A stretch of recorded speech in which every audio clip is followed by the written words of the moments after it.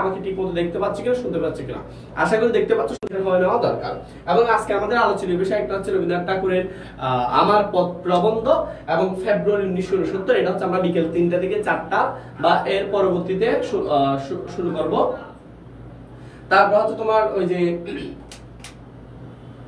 হ্যাঁ, আশা করি দেখা যাচ্ছে না। ওকে ওকে ওকে ওকে হাই, আমাদের সাথে অনেকে যুক্ত হয়ে গিয়েছে অলরেডি। তোমরা যারা যেখান থেকে যুক্ত হয়েছে সবাই একটু করে ক্লাসটা শেয়ার করে দিবা এবং আমি একটু করে শেয়ার করে দিই, তোমাদের নিজ ওয়ালে শেয়ার করে দাও। ক্লাস শেষ হওয়ার পর তোমরা আবার কিন্তু সেটা চাইলে ডিলিট করে দিতে পারো, আমাদের কোনো আপত্তি নেই। তোমরা সবাই আশা করি জয়েন হয়ে গিয়েছো। তাহলে আমরা আশা করি জয়েন হয়ে গিয়েছি। ওকে ডান, আমি একটু করে শেয়ার দিয়ে দিয়েছি। ওকে, তাহলে এখন যদি আমরা একটু দেখি, আমাদের সাথে অলরেডি 86 জন যুক্ত হয়ে গিয়েছে। নেট সমস্যা করতেছে ভাইয়া। আচ্ছা স্যার টি-শার্ট গিফট করুন ইনশাআল্লাহ। হ্যাঁ, তোমাদের জন্য একটা নতুন ঘোষণা হচ্ছে, তোমরা যারা আমাদের ক্লাস সর্বোচ্চ শেয়ার করবে, হয়তো তোমরা আপাতত পরীক্ষা অবধি থাকবে, পরীক্ষার মধ্যেই বা পরীক্ষার পরে আমরা তোমাদের নামগুলো সিলেক্ট করা হবে এবং ওই সিলেক্টকৃত নামগুলো কিন্তু অর্থাৎ যারা প্রাইজ পাবে তাদের জন্য একটা করে টি-শার্ট গিফট করা হবে। সেজন্য তোমাদেরকে সর্বোচ্চ শেয়ার করতে হবে, মনোযোগী থাকতে হবে ক্লাসে। মাত্র এখন 120 হয়েছে, আর আসবে। আমি ততক্ষণে তোমাদের কমেন্ট পড়ি। আমাদের ফারদিন খানম, মিল্কি, নাবানা, আসসালামু আলাইকুম ভাইয়া। ওয়া আলাইকুম আসসালাম। সাইমা সুলতানা সুরাইয়া, আসসালামু আলাইকুম। ওয়া আলাইকুম আসসালাম। তাসনিম সালাম জানিয়েছে, ওয়া আলাইকুম আসসালাম। ফাহমিদা সুলতানা রয়েছে আমাদের সাথে, সালাম জানিয়েছে, ওয়া আলাইকুম আসসালাম। তো তোমরা সবাই আশা করি জয়েন হয়ে গিয়েছো এবং আজকে এই যে শামসুর রাহমান নট রহমান এই কবিতা অর্থাৎ ফেব্রুয়ারি 1969 কবিতা পড়ব। এখান থেকে এবারে শীর্ষে আসার সম্ভাবনা আমি ধরতে পারি 90% অধিক।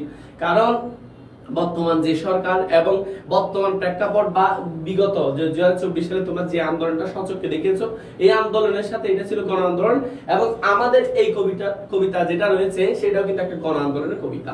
তো সেজন্য তোমাদেরকে অর্থাৎ এই যে এই কবিতাটা একটু বেশি গুরুত্বপূর্ণ। সৃজনশীল কোথায় থেকে আসতে পারে, কিভাবে আসতে পারে, কোন লাইন দ্বারা কি বোঝানো হচ্ছে, নোট করার সময় কিভাবে নোট করবা এবং কবি পরিচিতি কি কি পড়বা সেগুলো আমরা আলোচনা করব। কেমন? আমাদের সাথে এখন 138 জন হয়েছে। তোমরা আরেকটু করে শেয়ার করে দাও ভাইয়া, আরেকটু করে শেয়ার করে দাও। আচ্ছা, আমাদের সাথে ওকে 43 জন। আরেকটু তাবাসসুম বিনতে জসিম, তোমাদের নিজ ওয়ালে শেয়ার করে দাও এবং নিজের বন্ধু বান্ধব যারা আছে সবাইকে একটু করে মেনশন করো। স্যার ডিস্টার্ব করতেছে, সাউন্ড বেজে যাচ্ছে, কি বলো একটু দেখি। ঠিক আছে তো ভাই, আমার এদিকে ঠিক আছে, তোমাদের এদিকে হয়তো বেজে যাচ্ছে আর কি। আচ্ছা, অনেকে হচ্ছে ঘুমাচ্ছে, তবে কি আর হবে ভাই? তোমাকে ঘুমাইলে চলবে না, এখন পড়ালেখা করতে হবে। পড়ালেখা না করে তোমার এখন উপায় নেই, বুঝো নাই? পড়ালেখা করতেই হবে। কারণ হচ্ছে 3 দিনে যদি তুমি ঘুমের মধ্যে কাটাই দাও তাহলে আসলে আর তুমি কি পড়ালেখা করতেছো আমাকে বলো। সবাইকে তো লিংক দিলাম। ওকে, আমাদের সাথে অনেকে যুক্ত হয়ে গিয়েছে, 175 আরো হবে ইনশাআল্লাহ। তবে হ্যাঁ, সব ঠিক আছে। রেশমিরা, মিথিলা, আরিফ সবাই আমাদের ক্লাসের জন্য অধীর আগ্রহ অপেক্ষা করেছে এবং আজকে তোমাদের কথা মতো শুধু জাস্ট মূল টপিকগুলো পড়াবো, যেখান থেকে এমসিকিউ আসতে পারে, যেখান থেকে সিকিউ আসতে পারে। কেমন? এভাবে আমরা পড়বো। আচ্ছা, তোমাদের প্রস্তুতি হোক শাকিল স্যারের সাথে, পড়ালেখার সাথে। ফেব্রুয়ারি 1969 সালে তোমরা জানো আমাদের ইতিহাসে একটা গণ আন্দোলন কিংবা গণ অভ্যুত্থান নামের একটা অভ্যুত্থান হয়। কেমন? ওকে, তাহলে এবার খেয়াল করো। তো এই যে আমাদের শামসুর রাহমানের কবি পরিচিতিটা পড়বো। রাহমান কে রাখবা, অনেক সময় এখান থেকে একটা এমসিকিউ আসে, সেটা হচ্ছে লাইট এগুলো অফ করে দিলে আমাকে কালো দেখাচ্ছে, সেজন্য জুম করে আরো ভালো আসবে লেখা। আচ্ছা, আমরা একটু জুম করি, দেখো। হ্যাঁ, এবার দেখো। এখান থেকে সেকেন্ড দেখো। কাটা হচ্ছে, একটু ছোট করেন। ওকে, ঠিক আছে, একটু ছোট করেন। এখন ঠিক আছে। তাহলে আমরা প্রথমে দেখবো শামসুর রাহমান এই কবিতাকে তোমরা দেখবা। তোমরা হয়তো অনেকে ওনাকে ফেসবুকে দেখেছো, উনি খুব সুন্দর। ওনাকে বলা হয়, আসো, ওনাকে কি কি কবি বলা হয় আমরা একটু লিখে ফেলি। আচ্ছা ভাইয়া, কথা আটকে যাচ্ছে হয়তো তোমার থেকে ভাইয়া, না প্রবলেম, একটু করে খেয়াল করো। তাহলে আমরা শামসুর রাহমান থেকে যে জিনিসটা শিখবো সর্বপ্রথম, সেটা হচ্ছে শামসুর রহমানকে কি কবি বলা হয়। লিখে ফেলো বইয়ের মধ্যে। নাগরিক কবি। এবং শামসুর রহমানকে শুধু নাগরিক কবি বলে যে আমরা থেমে যাবো তা না, ওনাকে বলা হয় যে সার্বক্ষণিক কবি।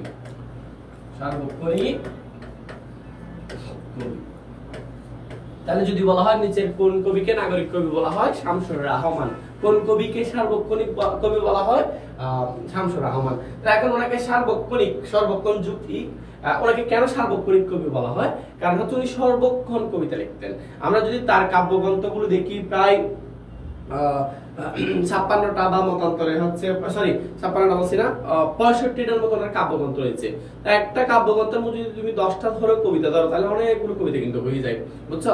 মাশাআল্লাহ, সবাই আস্তে আস্তে যোগদান করতেছে। ওকে, সেজন্য ওনাকে বলা হয় সার্বক্ষণিক কবি আর নগর যৌগিক নামের কবি। এবং তাকে তার যে ছদ্মনাম, এটা কিন্তু পরীক্ষা আসতে পারে, তার ছদ্মনামটা এখানে আসতে পারে। আচ্ছা, তার এখানে স্মার্টফোন আছে কিনা দেখো তো।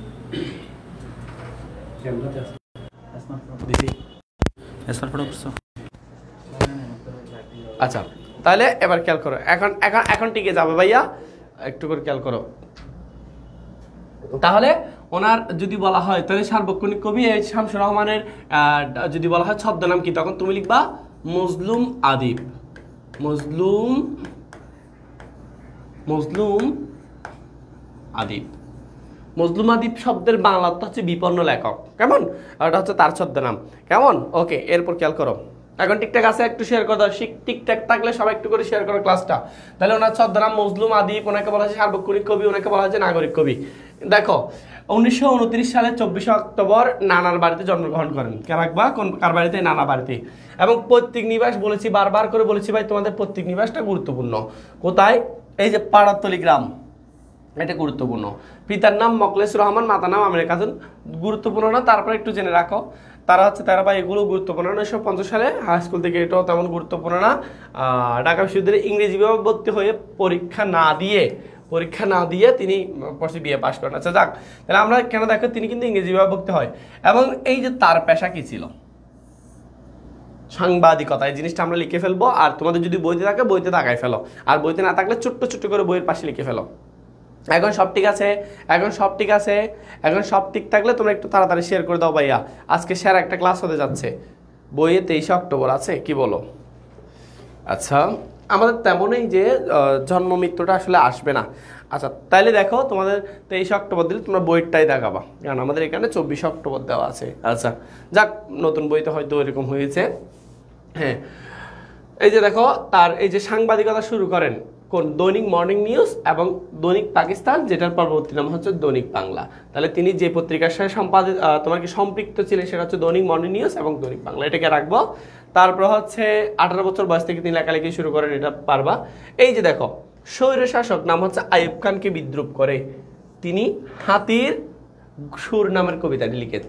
এবং আমাদের এই যে ফেব্রুয়ারি 1969 যেটা কবিতা রয়েছে, এটাও কিন্তু স্বৈরশাসক আইয়ুব খানকে নিয়ে, কেমন? এটা আইয়ুব খানকে নিয়ে। ওকে, তাহলে খেয়াল করে এরপর আসো। হ্যাঁ, আর কি বলেছেন? দেশের মানুষ, স্বাধীনতা আর মাতৃভাষাকে নিয়ে রচিত কবিতাগুলো তার ইতিহাস হয়ে থাকবে, কারণ তিনি প্রত্যেকটা জিনিস আমরা দেখতে পাই ইতিহাস কেন্দ্রিক। তাহলে এখান থেকে ভাই আমরা পৈতৃক নিবাস শিখলাম, তারপর হচ্ছে ইনি কোন পত্রিকার সাথে সম্পৃক্ত ছিলেন। ও হ্যাঁ, আরেকটা জিনিস আমরা বলতে ভুলে গেছি, তার ডাক নাম কি? ডাক নাম কি? আরেকবার, ডাক নাম হচ্ছে বাচ্চু। যেমন ওনার ছদ্মনাম কি? মজলুম আদিব বা বিপন্ন লেখক। কাজী ইসলামের ছদ্মনাম কি? ধূমকেতু। আরও আছে কহনাল মিশ্র, দুকুমি ওর ডাক নাম কাজী ইসলামের, কেমন? আবার আমাদের রবীন্দ্রনাথ ঠাকুরের ছদ্মনাম কি? বানু সিংহ। এইভাবে আমরা একটা ক্লাস নিব তোমাদের প্রত্যেকটা ছদ্মনাম, প্রত্যেকটা কবির, কেমন? ওকে ওকে ওকে ওকে ওকে ওকে এবার দেখো, সবাই একটু করে কমেন্ট করো, সবাই ঠিকমতো দেখতে পাচ্ছি, আমার কমেন্ট দেখা যাচ্ছে না। তারপর দেখো, তার বর্ণমালা, আমার দুঃখিনী বর্ণমালা, এগুলো দরকার না তেমন। এই তোমাকে পাওয়ার জন্য হে স্বাধীনতা, বিখ্যাত একটা কবিতা রয়েছে, তোমরা 9-10 পড়েছো। তোমাকে পাওয়ার জন্য হে স্বাধীনতা, সাকিনা বিবির কপাল, বাংলা হরিদাসীর সিঁদুর মুছে গেল। তোমাকে পাওয়ার জন্য হে স্বাধীনতা, আর কতবার বাঁচতে হবে রক্ত গঙ্গায়, আর কতবার দেখতে হবে খান্ডব দাহন। 9-10 মতো একটা কবিতা ছিল, যেটা বন্দি শিবির নামে একটা কাব্যগ্রন্থ ছিল, ওখান থেকে নেওয়া হয়েছিল মূলত। আচ্ছা, তাহলে এবার দেখো, এই যে আরেকটা জিনিস দেখতে পাই, আসাদের ষাট। আসাদের ষাটটাও গুরুত্বপূর্ণ, কারণ শহীদ আসাদ আমাদের ফেব্রুয়ারি 1970 কবিতার সাথে সে জড়িত, কেমন? যে কারণ সে হচ্ছে গণ অভ্যুত্থানে বা গণ আন্দোলনে শহীদ হয়। আচ্ছা, এরপর আমরা দেখি, এরপর দেখো, আরগুলো তেমন দরকার নাই। এই যে ডিলিট উপাধি গ্রহণ করে, এটা একটু খেয়াল রাখবো আমরা। তিনি হচ্ছে তার কবিতার মধ্যে আমরা কি দেখতে পাই, কেমন? এই যে বিশেষ করে তার হচ্ছে মধ্যবিত্ত নাগরিক জীবনের প্রত্যাশা, হতাশা, কেমন? বিচ্ছিন্নতা, বৈরাগ্য, সংগ্রাম তার কবিতায় সার্থকভাবে বিবৃত হয়। এই জিনিসটা কে রাখবা, মানে হচ্ছে আমাদের শামসুর রহমানের কবিতার মধ্যে আমরা কি দেখতে পাই, কেমন? এই জিনিসটা। ওকে, আচ্ছা, তোমরা আশা করি বুঝতেছো। সবাই একটু তাড়াতাড়ি জয়েন হয়ে যাও। আমাদের 260 হয়েছে, 300 পার হয়ে যাবে ইনশাআল্লাহ। কারণ তোমরা এখানে আমি জানি ফলাফাইন সেমগুলো, অর্থাৎ যেগুলো ক্লাস করেছে সেগুলোই করে, যেগুলো করে না এগুলো তো কখনো করে না, বুঝে না? তারাই করতে থাকে সবসময়। নেট মনে হয় আপনার প্রবলেম, আমার এখন ঠিক আছে তো স্যার? দেখো একটু খেয়াল করো আর একটু। আচ্ছা, এরপর দেখো তাহলে এখান থেকে আমরা কি মনে রাখবো, ডিলিট উপাধি যেখান থেকে অর্জন হয়, ডিলিট মানে হচ্ছে ডক্টর রবীন্দ্র ভারতী থেকে, এবং ভারতের জব এটা দরকার নাই, এবং বাংলা একাডেমি পুরস্কার পায়, স্বাধীনতা পুরস্কার সহ এগুলো দরকার থাকে না, আর আরগুলোকে দরকার না, আমি যা বলছি তাকে রাখবো যে। এবার দেখো কাব্যগ্রন্থ কয়েকটা, উনি তো 65টা কাব্যগ্রন্থ লিখে, সবগুলো তো আমাদের মনে রাখা সম্ভব না, আমরা সবচেয়ে বেশি গুরুত্বপূর্ণ রাখবো এটা মনে রাখবে, প্রথম গান দ্বিতীয় মৃত্যুর আগে, এটা তো উনি লিখেছেন। আমরা মনে রাখবো রৌদ্র করটিতে কার লেখা, অথবা পরীক্ষা আসতে পারে রৌদ্র করটি এটা কোন ধরনের রচনা, সাহিত্য, প্রবন্ধ, কাব্যগ্রন্থ, এরকম করে আসতে পারে, তাহলে এটা হচ্ছে কাব্যগ্রন্থ। বিধ্বস্ত নীলিমা এটা সাল মনে রাখার দরকার নাই, কেমন? নিজ বাসভূমি এটা তো তোমাদের মনে থাকবে। বন্দি শিবির থেকে ওই যে তোমাকে পাওয়ার জন্য স্বাধীনতা এখান থেকে নেওয়া হয়। তারপর হচ্ছে উদ্ভট উঠে ফিটে চলছে স্বদেশ, বুকতার বাংলাদেশ হৃদয়। তারপর শীর্ষ দেশগুলো যেহেতু দুইটা আছে, দান বাংলায় করে দেবো, তোমরা পড়েছো অলরেডি। আর এলটিমেটলি শীতের স্মৃতির শহর, এগুলো পারবা। তারপর আসো আমরা কবি পরিচিতি, কিন্তু এনার কবি পরিচিতি পড়তেই হবে। এবার শামসুর রহমানের একটা কবিতা আমরা এখন পড়বো, সেটা হচ্ছে, তাহলে আমরা ভাই আবার কি শিখলাম, আমার সাথে সাথে একবার বলে ফেলো, দেখবে তোমাদের একদম ক্লিয়ার হয়ে গেছে। শামসুর রহমানকে বলা হয় কি, বলা হয় নাগরিক কবি। কেন? কারণ এই নগর সভ্যতার হতাশা, নৈরাশ্য, এগুলো নিয়ে হতাশা নিয়ে কি লিখতেন, কবিতা লিখতেন, অর্থাৎ নগর জীবনের যন্ত্রণা এক কথায়, সেজন্য অনেকে বলা হয় নাগরিক কবি। সর্বক্ষণ কবিতা লিখতেন, সেজন্য অনেকে বলা হয় সার্বক্ষণিক কবি। শামসুর রহমানের ছদ্মনাম হচ্ছে মজলুম আদিব, যার বাংলা অর্থ হচ্ছে বিপন্ন লেখক, এবং শামসুর রহমানকে ডাক নাম হচ্ছে বাচ্চু। এবং শামসুর রহমান আমাদের টোটাল কয়টা কাব্যগ্রন্থ লিখে? 65টা কাব্যগ্রন্থ লিখে, এবং প্রথম গান দ্বিতীয় মৃত্যুর আগে লিখেন। তারপর তোমাকে পাওয়ার জন্য স্বাধীনতা মানে বন্দি শিবির থেকে, এবং আমাদের যে কাব্যগ্রন্থ থেকে আমাদের ফেব্রুয়ারি 1969 কবিতা নেওয়া হয়েছে, সেটার নাম হচ্ছে নিজ বাসভূমি। এটা গদ্যচন্দ্রের একটা কবিতা। এখানের মধ্যে কবি মূলত ভাষা আন্দোলন এবং 1969 সালের যারা গণ অভ্যুত্থান বা গণ আন্দোলন হয়েছে, দুইটা আন্দোলনের মধ্যে সাদৃশ্যতা তুলনা করেছেন, এবং এই যে একটা সাদৃশ্য তুলনা করার মাধ্যমে এখানের মধ্যে তিনি সুন্দর সাহিত্যের একটা রূপ দিয়েছে আমাদের কবিতার মধ্যে। আচ্ছা, আমরা একটু দেখি শামসুর রহমানের রচিত ফেব্রুয়ারি 1969 শীর্ষক কবিতাটি তোমাদের সবাইকে ক্লাস দেওয়া হবে, ক্লাসের পিডিএফটা দেওয়া হবে। গুড, পিডিএফটা দেওয়া হবে, তবে ভাই একটু করে ক্লাসটা শেয়ার করে দিতে হবে। গত ক্লাসে যথেষ্ট শেয়ার হয়েছে, আমি যথেষ্ট আনন্দিত হয়েছি, আজকে কিন্তু তেমন হচ্ছে না। হ্যাঁ, গুড, ওকে ওকে বাচ্চু। তাহলে দেখো, এটা হচ্ছে নিজ বাসভূমি কাব্যগ্রন্থ থেকে চয়ন করা হয়েছে, গদ্যছন্দ প্রবাহমান সুষ্ঠু বিকাশ। এই কবিতাটি বাংলা সাহিত্যের এক অনন্য সংযোজন। কবিতাটি কেমন? এই দেখো, এই লাইনটা তোমরা সৃজনশীল দেওয়ার জন্য কিন্তু আমি দিয়েছি। এখান থেকে সৃজনশীল আসলে উদ্দীপকের সাথে কি হচ্ছে সেগুলো পরে দেখবা, এটাও মাঝখানে করে ঢুকাই দিবা, তারপর তুমি উদ্দীপকের সাথে মিলে লিখবা, তাহলে মুখস্থ করে ফেলো ভাই। কি এই দেখো আমাদের কই, হ্যাঁ কবিতাটি মানে হচ্ছে ফেব্রুয়ারি 1969 কবিতাটি কেমন কবিতা? গণজাগরণমূলক, সংগ্রামী চেতনা, দেশপ্রেমের প্রতিফলন করছে। এক কথায় পুরো কবিতা চলে আসছে কি কি, কবিতাটি হচ্ছে গণজাগরণমূলক, সংগ্রামী চেতনার কবিতা, দেশপ্রেমের কবিতা। এখানের মধ্যে দেশপ্রেম, মানুষ সবাই একসাথে যে আন্দোলন করেছে, এটা হচ্ছে গণজাগরণ, এবং সবার মধ্যে আমরা সংগ্রামে একটা চেতনা, সংগ্রামে একটা ভাব দেখতে পাচ্ছি। বুঝাতে পেরেছি? শেয়ার করো, করছি তো শেয়ার, ধন্যবাদ। রাখি যারা করছো তারও ফলাফল চলে যাচ্ছে।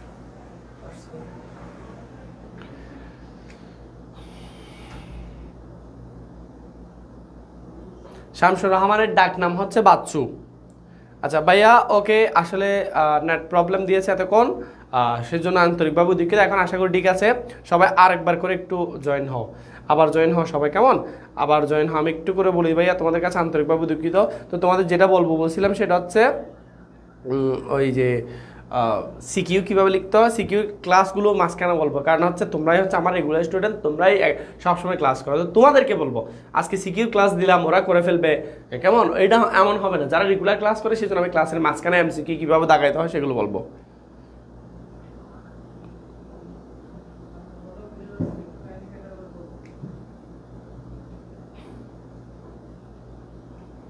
আচ্ছা, ওকে ওকে ওকে, ডান।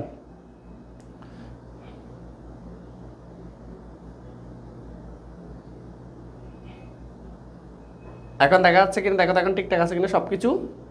ওকে সবাই আসছে আবারও। তাহলে খেয়াল করো, তাহলে আমরা যেটা বলেছিলাম সৃজনশীল লেখার ক্ষেত্রে এরকম কয়েকটা টপিক আমরা দেখে যেমন গণজাগরণের কবিতা, সংগ্রামী চেতনার কবিতা, দেশপ্রেমের কবিতার প্রতিফলন ঘটেছে। কেমন? দেশপ্রেমের কবিতা কবিতাটি 52 ভাষা আন্দোলন, 69 গণ অভ্যুত্থান এবং মহান মুক্তিযুদ্ধ স্বাধীনতার পরবর্তী প্রতিটি আন্দোলনের সকল শ্রেণী পেশার মানুষের অবদান ফুটে উঠেছে। অর্থাৎ মুক্তিযুদ্ধে যেমন গণ অভ্যুত্থানে যে সকল পেশার মানুষ এখানে অংশগ্রহণ করেছিল, তারপর হচ্ছে মুক্তিযুদ্ধতে ভাষা আন্দোলন, এই যে সবকিছু একসাথে ফুটে উঠেছে। আচ্ছা, তারপর দেখো শামসুর রহমান ফেব্রুয়ারি 1969 কবিতা পড়ার পর তুমি বা আমি আপনি করে বলেছি কি দেখবা কবির দেশাত্মক চেতনার বর্ণনা করতে পারবা, অর্থাৎ কবির মধ্যে যে দেশপ্রেম ছিল সেটা তুমি বর্ণনা করতে পারবা। হ্যাঁ, ডাক নাম বাচ্চু, ছদ্মনাম মজলুম আদিব। মজলুম আদিবের বাংলা হচ্ছে হ্যাঁ ওকে। তারপর খেয়াল করো অর্থাৎ এই দেশের সংগ্রামী মানুষের আত্মত্যাগের কথা আলোচনা করতে পারবে। এরপর খেয়াল করো আমরা যদি দেখি আমরা মূল পাঠটা একটু পড়ে ফেলবো, এই পাঠটা খালি আছে। 52 ভাষা আন্দোলন, 69 গণ অভ্যুত্থানের চেতনাগত তথ্য সম্পর্কে বিশ্লেষণ করতে পারবো। আচ্ছা, আমরা করবো না, আমরা সরাসরি কবিতার মধ্যে যাব। তবে তোমাদের এই ফেজটা কালার পিছনে আমি একটু জিনিস পড়াচ্ছি তোমাদেরকে, সেটা খেয়াল করো। আমাদের এই কবিতায় দুইটা আন্দোলনের সাদৃশ্য তুলনা করব। একটা হচ্ছে তোমাদের 1969, আরেকটা হচ্ছে 1952। কেমন? 1969 এবং 1952। যদি 1952 সালে আগে, কেমন? তারপর হচ্ছে 1969 হচ্ছে এরপরে। তো এখন যে কাহিনীটা হয় আসলে আমাদের যখন ভাষা আন্দোলন হচ্ছিল। আচ্ছা আচ্ছা, তোমাদের আশা স্যার কিছু কথা বলবে? আমি বলবো। হ্যাঁ,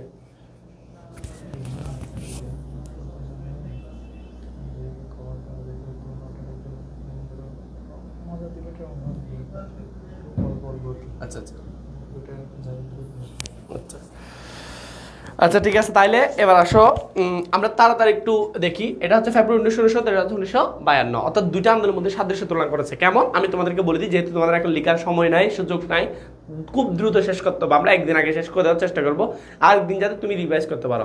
এছাড়া আমরা ক্লাসের পর যেগুলো পড়াচ্ছে এগুলো কিন্তু তুমি রিভাইজ করে নিতে পারো। কেমন? তাহলে দেখো 1952 সালে যখন ফেব্রুয়ারি মাস ছিল তখনও ভাষা আন্দোলন চলেছিল, এবং 1969 সালে ফেব্রুয়ারি মাসের বা জানুয়ারির পর থেকে কিন্তু গণ অভ্যুত্থানের আন্দোলন চলছিল। তো যার কারণে দুইটা আন্দোলনের মধ্যে কবি একটা সাদৃশ্য দেখতে পায়। কেমন সাদৃশ্য? ভাষা আন্দোলনও ছিল সবার একসাথে আন্দোলন, ভাষার জন্য আন্দোলন, গণ আন্দোলন সবাই একসাথে করে। যেমন আমরা যদি বলি এখানে ফেব্রুয়ারি মাস, এখানে ফেব্রুয়ারি মাস, এখানে ফেব্রুয়ারি মাসে কি ফুটে? কৃষ্ণচূড়া ফুটেছে তখন, আবার 1969 সালে কৃষ্ণচূড়া ফুটেছে। কেমন? কৃষ্ণচূড়া রং কিরকম? লাল রকম। কিন্তু কবি বলতেছে 1969 সালে সেটা লাল রং না, সেটা চেতনার রং হয়ে গিয়েছে। এভাবে প্রত্যেকটা জিনিস আমরা সাদৃশ্য তুলনা করি। কেমন? তারপর এখান থেকে যে আন্দোলন হয় সেটা হচ্ছে ভাষা আন্দোলন, এখানে যেটা হয় গণ আন্দোলন। এখানে যারা শহীদ হয় তারা ভাষা শহীদ, এখানে যারা শহীদ হয় তারা আমরা তো গণশহীদ বলি না, মানে তারপরেও শহীদ আসাদ, শামসুজ্জোহা, এগুলো আর কি। কেমন?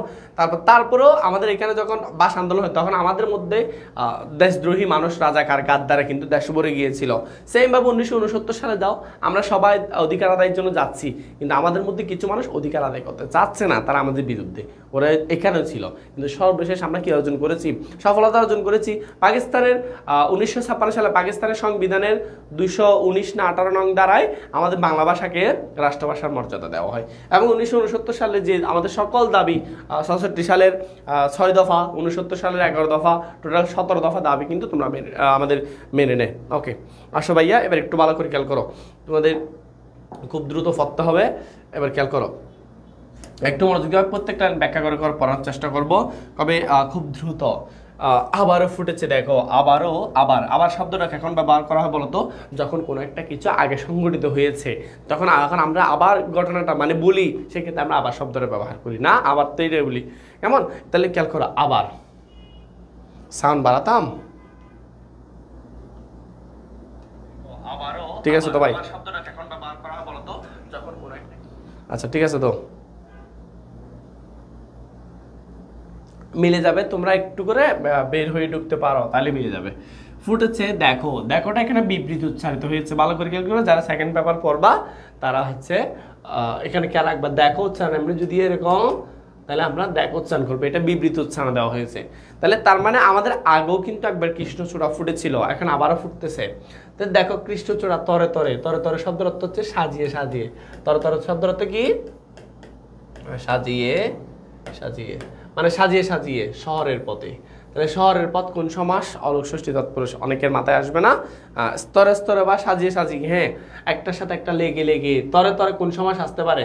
তরে তরে দেখো এখানে একটা বিভক্তি, এখানে একটা বিভক্তি, তার মানে এটা অলক দ্বন্দ্ব সমাস। অলক দ্বন্দ্ব সমাস। কালকে 5টার মধ্যে,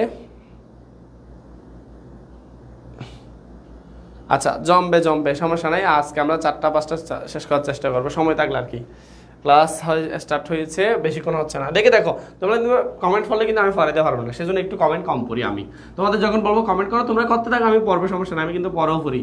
কেমন নিবিড় হইয়ে। তার মানে এখানে কবি বুঝাতে চাচ্ছে 1952 সালে যখন ভাষা আন্দোলন হয়েছিল তখনও ফেব্রুয়ারি মাস ছিল, তখনও ফাল্গুন মাস ছিল।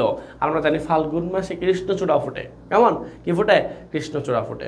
এবং কৃষ্ণচূড়ার কিন্তু কোনো গন্ধ নেই, কিন্তু এই যে কৃষ্ণচূড়া ফুটেছে, কিন্তু আবার 1969 সালে এসে আবারও কৃষ্ণচূড়া ফুটেছে। তার মানে এখানে কিছু একটা মিল পাচ্ছি আমরা, কিছু একটা সাদৃশ্য পাচ্ছি। এবং শহরের পথে, তারপর দেখো নিবিড় হয়ে, এখানে কবি জাস্ট একটা সাধারণ বর্ণনা দিচ্ছে। 1952 সালে কবি তো 1929 সালে জন্মগ্রহণ করেন। তো 1952 সালে তার তো অনেক বুদ্ধি হয়, যখন ভাষা আন্দোলন হচ্ছিল, সবাই আন্দোলন করতেছে, তখন দেখেছিল, যখন আন্দোলন করেছিল তখনও রাস্তার মধ্যে কৃষ্ণচূড়া দেখেছিল 1952 সালে। কিন্তু আজকে এত বছর পরে 1969 সালে যখন আবার আন্দোলন হচ্ছে, গণ অভ্যুত্থান হচ্ছে, তখন আবারও ফুটতেছে কৃষ্ণচূড়া তার পথে। কবি তখন দেখো, কারণ যেহেতু আন্দোলন চলছিল, মিছিল চলবে, কখনো মিছিলে, কখনো বা একা হেঁটে যেতে মনে হয়। মানে কবি যখন একা হেঁটে যাচ্ছে, কবি যখন মিছিলে করে যাচ্ছে, কবির মনে হয় ওরা ফুল নয়। তাহলে ভাই ওরা কি?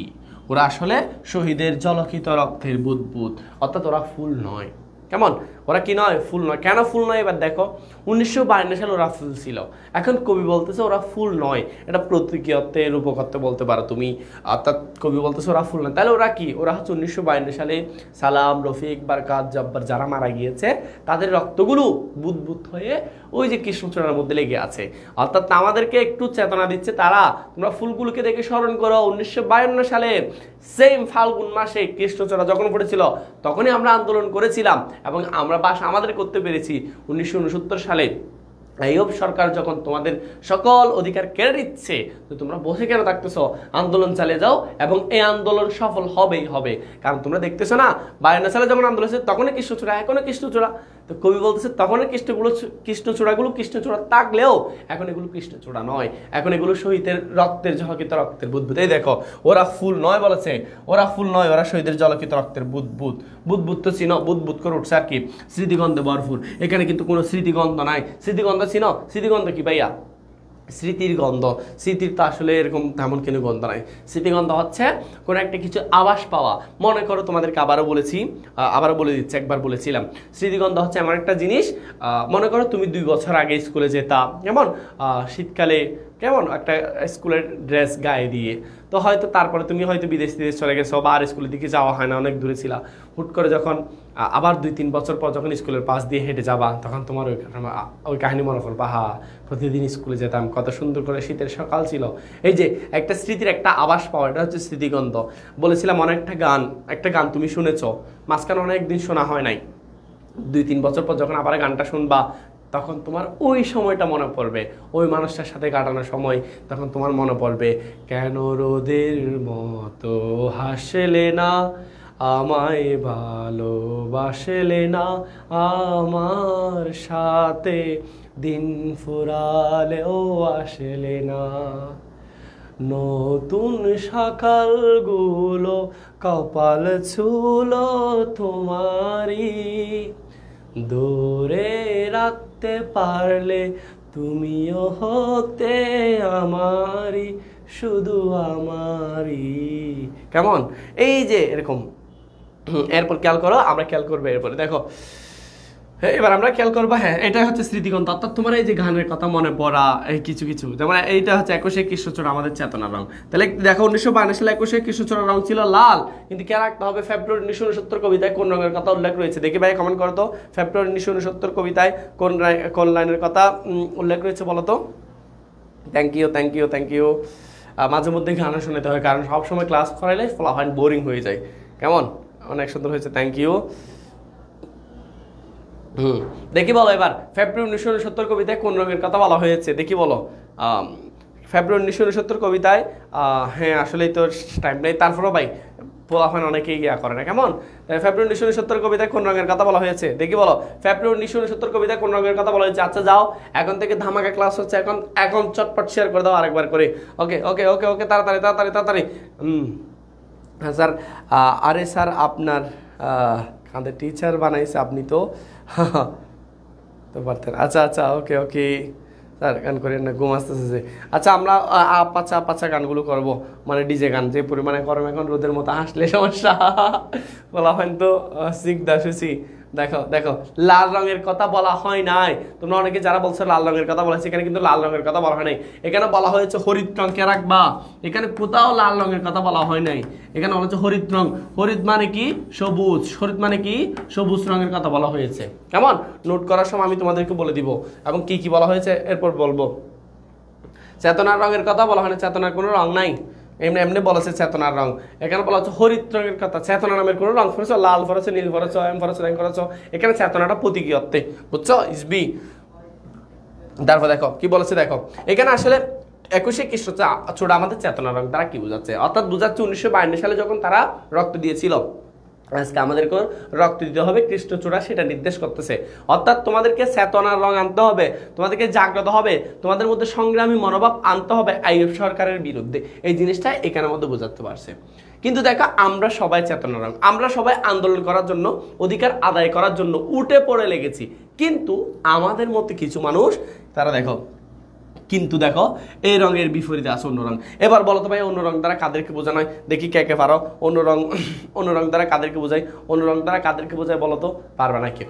অন্য রং দ্বারা কাদের বোঝায়? দেখো, চেতনা রং যদি আমরা হই, আমরা যারা সংগ্রামী মানুষ হই, বিপরীত রং বা অন্য রং দ্বারা বোঝায় দেশদ্রোহী মানুষ, গাদ্দার, রাজাকার, যারা দেশের বিরুদ্ধে কাজ করে, ওরা হচ্ছে চেতনার বিপরীত রং। এই রঙের বিপরীতে আছে অন্য রং। অন্য রং মানে যেটা চেতনার বিপরীত রং। পরীক্ষায় যদি আসে চেতনা রং দ্বারা কাজের বোঝায়, তাহলে তোমরা পারবা, কেমন? আমাদের কি যারা সংগ্রামী চেতনার মানুষ, যারা যুদ্ধ করছে, এটা কেমন? এই কবিতাটার নাম হচ্ছে ফেব্রুয়ারি 1969। তারপর দেখো, আর তাহলে বিপরীত রং হচ্ছে রাজাকার, গাদ্দার, কারণ আমাদের বিপরীত তারাই। এরপর দেখো, যে রং লাগে না চোখে ভালো, পরীক্ষা আসবে, যে রং লাগে না চোখে ভালো, এখানে কোন রং চোখে ভালো লাগে না বলো? কোন রং চোখে ভালো লাগে না? চেতনার রঙের বিপরীত রং চোখে ভালো লাগে না। চেতনার রঙের বিপরীত রং চোখে ভালো লাগে না। চেতনার রঙের বিপরীত রং সন্ত্রাস, গোট, রাজাকার। চেতনার রঙের বিপরীত রং চোখে ভালো লাগে না। যে রং কি করে দেখো, যে রং সন্ত্রাস, এখানে কোন রং? ওই যে রাজাকার, সন্ত্রাস যারা, তারা উল্টো সন্ত্রাস নিয়ে আসে আরো, অর্থাৎ সন্ত্রাস নিয়ে আসে, পাকিস্তানি হানাদার বাহিনীদেরকে নিয়ে আসে, কেমন? তুমি যেহেতু সংগ্রামী চেতনার মানুষ, তোমাকে দেখিয়ে দিবে। দেখো, সেজন্য বলছে প্রাত্যহিকতায়, প্রতিদিন আমাদের মনে সকাল সন্ধ্যায়, অর্থাৎ আমাদের মনের মধ্যে একটা ভীতি কাজ করে। এটা আমাদের খবর পাকিস্তানি শাসক গোষ্ঠীর কাছে বলে দিবে না তো, সে তোমার মনের মধ্যে একটা ওদেরকে দেখলে ভয় করে, কেমন? তারপর খেয়াল করো, এখন সে রঙে ছেয়ে গেছে পথঘাট। এখন কোন রঙে ছেয়ে গেছে? পথঘাট। সে রঙে, এখন পরীক্ষা আসতে পারে, এখন সে রঙে ছেয়ে গেছে পথঘাট। এখানে কোন রঙে ছেয়ে গেছে বলো তো? চেতনার রং নাকি লাল রং নাকি নীল রং নাকি চেতনার বিপরীত রং? বলো, চেতনার রং নাকি চেতনার বিপরীত রং নাকি বলো লাল রং? বলো কোনটা, বলো বলো বলো। পাকিস্তান সেনারা, আচ্ছা ওকে, দেশদ্রোহী লোকদের। সবাই আরেকবার শেয়ার করো না ভাইয়া, 300 পার হোক, 300 পার হয়ে যাক, তাড়াতাড়ি করো। সবুজ রং না, এই যে দেখো, এখন সে রঙে ছেয়ে গেছে পথঘাট, সে রঙে ছেয়ে গেছে পথঘাট সারা দেশ। এখানে সে রং মানে হচ্ছে চেতনার বিপরীত রং, মানে হচ্ছে এখানে সে রং মানে বোঝানো হয়েছে চেতনার বিপরীত রং, চেতনার বিপরীত রং, বিপরীত। এবং এই রং চেতনার বিপরীত রং, চেতনার কি রং? বিপরীত রংকে বোঝানো হয়েছে। কি রং? চেতনার বিপরীত রং। এবং চেতনার বিপরীত রং দ্বারা কাদেরকে বোঝানো হয়েছে? রাজাকারদেরকে বোঝানো হয়েছে, সন্ত্রাসদেরকে বোঝানো হয়েছে, কেমন? তারপর হচ্ছে তোমার যা যা আছে আর কি, অর্থাৎ এদের মধ্যে সেদের সাদেরকে বোঝানো হয়েছে, বুঝছে কিনা বলো? হ্যাঁ, গুড, ওকে। রাজাকার, দেশদ্রোহী মানুষ, ওদেরকে বোঝানো হয়েছে। এরপর খেয়াল করতে এবার, এখন সে রঙে ছেয়ে গেছে পথঘাট বলেছি সারা দেশ, অর্থাৎ এই যে সারা দেশের মধ্যে রাজাকারের আবির্ভাব ঘটা, দেশদ্রোহী মানুষের আবির্ভাব ঘটা। তোমরা 2024 সাল আন্দোলনে দেখেছো, তোমাদের আশেপাশের অনেক মানুষ কিন্তু তোমাদের বিরুদ্ধে কাজ করেছে, তোমরা ছাত্র, তোমরা, ওরা কিন্তু এটা দেখে নাই, কেমন? ওকে, গুড। ঘাতকের অশুভ আস্তানা, এখানে ঘাতকের আস্তানা বলতে ওই যে চেতনার রং, কেমন? চেতনা রং। ওই যে পাকিস্তানি হানাদার এদের আস্তানাকে খুবই অশুভ বলেছে, শুভ নয়, কেমন? অশুভ আস্তানা, কেমন? আর আমি আর আমার মতো বহু লোক, কবি এবং কবির মতো বহু যারা সাধারণ মানুষ রয়েছে, রাত্রি দিন মানে দিন রাত বুলুন্ঠিত, ভূমির সাথে লুণ্ঠিত হয় ঘাতকের আস্তানায়। ঘাতকের আস্তানা মানে হচ্ছে পাকিস্তানি হানাদার বাহিনী বা শাসক গোষ্ঠীর যেটা আস্তানা ছিল, যেটা ক্যাম্প ছিল, সেখানে তারা নিয়ে রাত্রি দিন কেন বুলুণ্ঠিত হবে ঘাতকের আস্তানায়? কারণ তারা নির্বিচারে আনছে, গুলি করে ফেলে দিচ্ছে, এই যে বুলুণ্ঠিত হয়ে যাচ্ছে। কেউ মরে যাচ্ছে, কেউ মরা, কেউ আত্মরা, কেউ মেরে কেউ হালকা মরে যাচ্ছে মানে হচ্ছে মরে থাকছে, কেউ বা ভীষণ জেদি, কেউ অনেক জেদি, অনেক জেদি, বলছে না কি মানে কেউ হচ্ছে নুরুল হুদার মতো। রেইনকোট গল্পের নুরুল হুদাকে তোমরা দেখেছো না? নুরুল হুদা বলছো তোমরা আমাকে আরো মারো, আরো মারো, তারপর আমি আমার ভাইদের ঠিকানা কোথায় আছে বলবো না। ওই যে বলছিল না মিন্টু কোথায় আছে সেটা জানার মধ্যে আমার কোনো বাহাদুরি নেই। এই যে মিন্টুর কাহিনী দেখতে হলে তোমাকে কাজ থাকতে হবে আজকে 7টায়, ঠিক সন্ধ্যা 7টায় আমরা কিন্তু মিন্টুর কাহিনী শুরু করবো। খুবই গুরুত্বপূর্ণ এটা, এবং এতদিন 2 দিন আমরা পাঠগুলো পড়েছি সহজ যেগুলো সেগুলো। কেন? কারণ হচ্ছে এখনও অনেক কোচিংয়ে অনেকে বিদ্যা অনুষ্ঠান নিয়ে ব্যস্ত আছে, ঠিকমতো ক্লাস করতেছে না, এবং আজকে সন্ধ্যা থেকে তোমরা বিস্তারিতভাবে ক্লাস করতে পারবে ইনশাআল্লাহ। এরপর দেখো দারুণ বিপ্লবে ফেটে পড়া। কেমন? অনেক মানুষ আছে তারা মারতেছে, তারপর বলছে জয় পাকিস্তান বলবো, বলছে না আমরা জয় পাকিস্তান বলবো না, পাকিস্তান জিন্দাবাদ বলবো না, ও বলবে যে জয় বাংলা, বাংলাদেশ চিরজীবী হোক, এরকম করে বলছে। কেমন? তারপর দেখো কি বলেছে কবি বলেছে চতুর্দিকে মানে হচ্ছে চারদিকে মানবিক বাগান কমলবন হচ্ছে তছনছ। তোমাদের বইয়ের শব্দরত্ব একটা জিনিসকে আর একবার ট্রিকি কোয়েশ্চন ভাই, আমি পড়াচ্ছি সবগুলো তো আমার পক্ষে পড়ানো সম্ভব না, এবং তোমরা যেহেতু আমার প্রাণের স্টুডেন্ট, রেনকুট একটা গল্প আছে তোমাদের, তুমি যেহেতু আমার প্রাণের স্টুডেন্ট সেই জন্য তোমাদেরকে বলবো কীভাবে পড়বা। এই যে আমি তো পড়াচ্ছি কবিতাটা, তোমরা শব্দরত্বগুলো শিখে যাওয়া। কারণ একজন টিচার যখন প্রশ্ন করতে যায় শুধু এই বইটা নিয়ে যায়, আর কিছু নিয়ে যায় না, বুঝছো? সেখানে যখন অন্য কোনো গাইড বই থাকবে কিছু নিয়ে যায় না। তো ইনি শব্দরত্ব দেখেন, শব্দরত্বের মধ্যে যদি কোনো প্রতীক থাকে, যেমন এখানে যদি বলা হয় মানবিক বাগান কিসের প্রতীক, বা কমলবন কিসের প্রতীক, এখানে আছে মানবিক ও কল্যাণের জগৎ বলতে ব্যবহৃত হয়েছে প্রতীকী অর্থে, এগুলো শব্দরত্বের মধ্যে আছে। তোমরা শব্দরত্বগুলো একটু ভালো করে দেখার চেষ্টা করবা, কারণ শব্দরত্বগুলো দেখলে এখান থেকে কিন্তু এমসিকিউ প্রশ্ন হয়। এখানে অনেক সময় শুদ্ধতার প্রতীক, এই প্রতীক সেই প্রতীক, এগুলো দেওয়া থাকে। শব্দরত্ব দেখবা, পুরো বইটা ভালো করে পড়বা, পাঠ পরিচিতি নিজের মতো আয়ত্ত করার চেষ্টা করবা, এবং পাশাপাশি তোমার যদি গাইড বই থাকে, গাইড বই থেকে 2-1টা সৃজনশীলের ভাষাটা কীভাবে লিখেছে তারা সেটা আয়ত্ত করার চেষ্টা করবা। দেখবা তোমার সৃজনশীলে 10-এ 10 তুমি পেয়ে যাচ্ছ। আর জ্ঞানমূলক অনুধাবনমূলক মাস্ট করে লিখবা। জ্ঞানমূলক কীভাবে লিখবা, অনুধাবন কীভাবে লিখবে একটু করে বলে দিচ্ছি। জ্ঞানমূলক জাস্ট 1 লাইনে শেষ।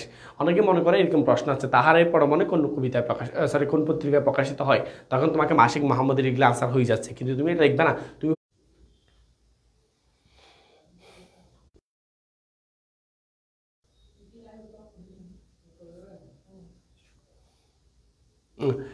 আসসালামু আলাইকুম। আসলে দেখো তোমাদের এই যে আমি ক্লাস নিচ্ছি সেই মুহূর্তে কিন্তু তোমাদের আসলে ইলেকট্রিসিটি একটু চলে গিয়েছে, এবং আমাদের জেনারেটরের একটু প্রবলেম দিচ্ছে, যার কারণে তোমাদের কিছুক্ষণ আমি অপেক্ষা করাবো। আমাকে দেখা যাচ্ছে কিনা জানি না, নেট প্রবলেম না স্যার? দেখো আমাকে তোমরা দেখতে পাচ্ছ অলরেডি, আমি তোমাদেরকে দেখাই। দেখো আমি কিন্তু একদম সব কিছু নিয়ে বসে রয়েছি, দেখো তোমরা বোর্ড সব কিছু আমাদের সামনে আছে। তারপরেও হচ্ছে ওই যে কারণ আসা পর্যন্ত তোমাদেরকে একটু অপেক্ষা করতে হবে। যারা এখনও জয়েন হয় না তারা গ্রুপে জয়েন হয়ে যাও। তো তোমাদের যতটুকু পড়িয়েছি মানবিক বাগান কমলবন হচ্ছে তছনছ, এখান থেকে আমরা আবার বিস্তারিত আলোচনা করব, কেমন? তো অতক্ষণ পর্যন্ত তোমাদেরকে একটু ধৈর্য ধরে করতে হবে। স্যার কই স্যার আছে তো, দেখো আমাকে।